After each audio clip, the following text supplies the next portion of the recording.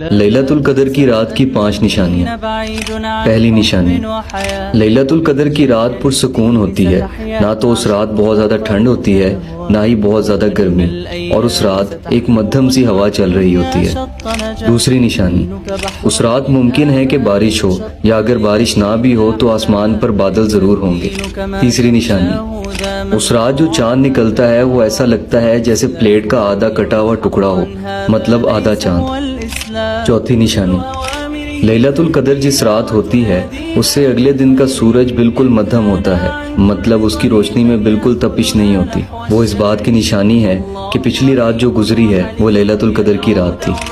پانچویں نشانی، یہ نشانی تقریباً ہم سب جانتے ہیں کہ لیلۃ القدر کی رات رمضان کی آخری 10 تاک راتوں میں آتی ہے، مطلب 21، 23، 25، 27 اور 29۔